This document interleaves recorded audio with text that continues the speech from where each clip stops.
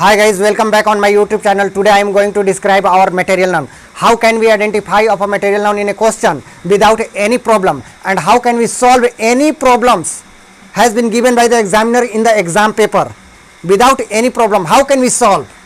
So let's get started our video on the topic material noun. So what is material noun? First and all I define it, and then after I have to define and explain of its characteristics. Okay, so let's start our define. Those things which cannot be sold by measure, which can be sold by measure or weight, यानी वो चीज जो नाप कर और तौल कर बेची जाती है उसे हम लोग मटेरियल नाउन कहते हैं. जैसे मैं एग्जांपल ले लो, घी हो गया, घी को भी हम लोग बेचते हैं.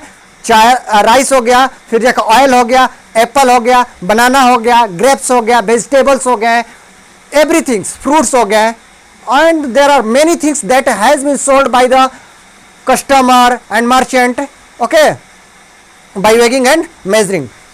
सो अब इसका एक और दूसरा पॉइंट क्या है?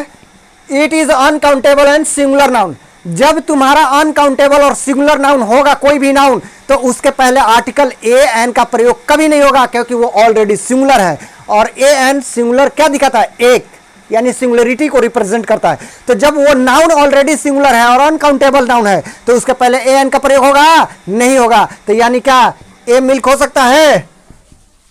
ए बनाना हो सकता है? बनाना में हो सकता है, लेकिन ऑलरेडी जब ये सिंगुलर है तो इसके पहले ए का प्रयोग करने की जरूरत नहीं है. तो यहां पर अब उसके बाद में क्या करें कि it is consumed. It is consumed, जो मटेरियल नाउन होता है क्या होता है? वो कंज्यूम्ड किया जाता है, यानी खा पी के खत्म कर दो. तो जैसे मैं बतलाओ, कोई भी चीज बनाया जाता है जिस चीज से, तो उस चीज को क्या कहते हैं? मटेरियल कहते हैं. जैसे में देखो, मम्मी बोलती है कि राइस पुडिंग बनाओ बेटा, तो उसमें क्या क्या डालेंगे हम लोग? पूछेगी कि बेटा क्या क्या उसमें डालोगे बनाने के लिए, तब मुझे बोलना पड़ेगा कि उसमें राइस डालना पड़ेगा, उसमें घी डालना पड़ेगा, उसमें ऑयल डालना पड़ेगा, उसमें कोकोनट पीसेस डालना पड़ेगा, उसमें मेजिन डालना पड़ेगा, और उसमें क्या क्या डालना पड़ेगा? तो उसमें हमें मिल्क डालना पड़ेगा.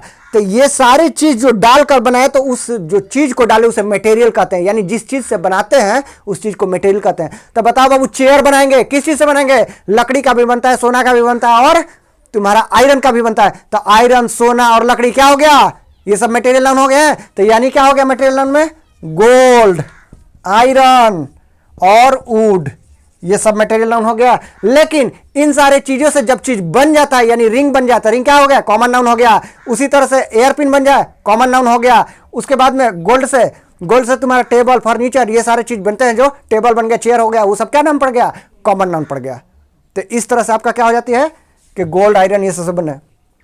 इट कैन फ्लो, यानी मटेरियल नाउन फ्लो करता है, यानी ऑयल, वाटर, घी, ये सब क्या होता है? मटेरियल नाउन होता है, क्योंकि इस सब से आपका इसमें फ्लो होता है. उसके बाद में आर्टिकल नहीं यूज होता है. कहां पर नहीं होता है? तो 99% आर्टिकल नहीं यूज होगा. तो नहीं होगा तो फिर 1% होगा ना. तो कहां पर होगा, कहां पर नहीं होगा, ये चलो देख लेते हैं एग्जांपल से. Water is white. तो ये देखो बाबू, ये सही है. क्यों? क्योंकि वाटर इज वाइट. वाटर क्या है? सिंगुलर है, अनकाउंटेबल नाउन है. तो इसके बाद में वर्ब क्या आएगा? सिंगुलर. लेकिन इसके पहले द आर्टिकल द का यूज नहीं हुआ है. होगा, अब कहां पर होगा तो वो मैं बताता हूं. The water of this pond is dirty.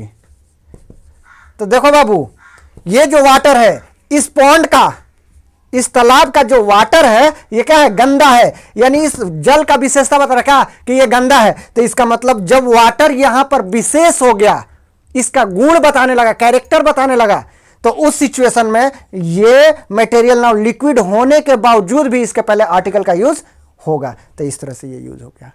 अब यहां पर भी देखिए, वाटर सिंगुलर मैंने बोला. अब यहां पर ये ध्यान देखिए, ऑफ है ना, ये ऑफ है ना. तो ये बताइए, यहां से यहां तक सब्जेक्ट हुआ? The water of this pond ये सब्जेक्ट हुआ इस सेंटेंस का? तो नहीं.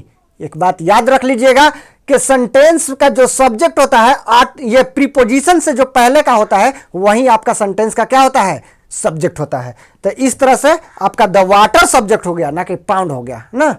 इसी तरह से मिल्क आ जाएगा, मिल्क इज वाइट और द मिल्क इज हॉट. दोनों सही. Thank you for watching this video.